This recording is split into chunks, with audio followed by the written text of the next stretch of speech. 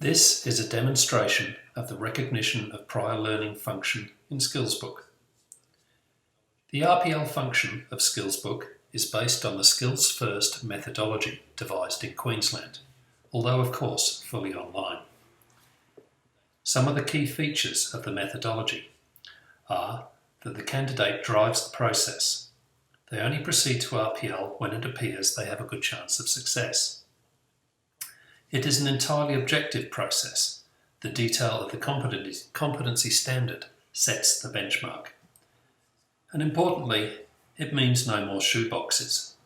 Evidence is collected against specific requirements, not just bundled into a pile for the assessor to unravel. This function allows the RTO to offer RPL to every candidate up front prior to training. It's highly efficient, cost-effective, and of course compliant.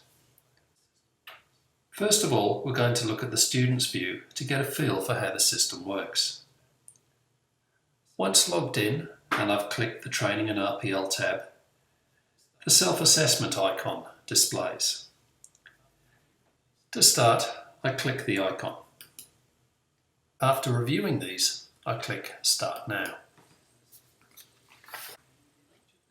Each unit in my course is listed, and within each of these are 3 checklists. Do you know, do you have, and can you do? I review each statement in the checklist and amend the response accordingly. By default, these are answered as no. At the end of each unit, I save my responses and move to the next unit. And then I submit my self-assessment. The system will ask me, am I sure? And then all of my responses will go to the assessor for review. Once my self-assessment has been reviewed and I've paid my enrolment fee, my account is activated and I can proceed with recognition of prior learning application. To proceed, my assessment consists of 3 approaches.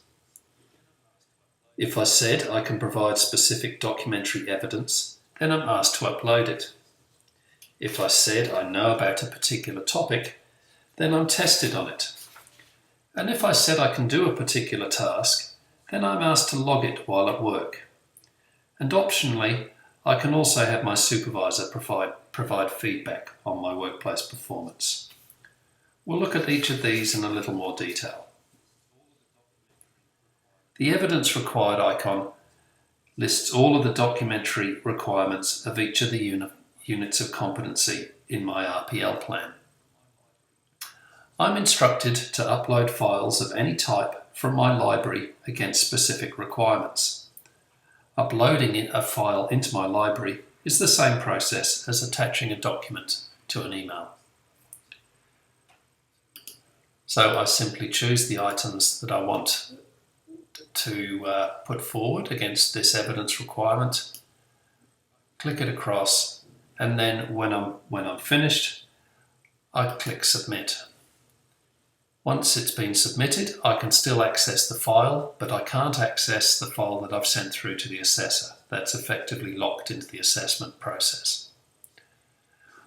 Note that I can use the same files against multiple requirements, and I can use the same files on multiple occasions.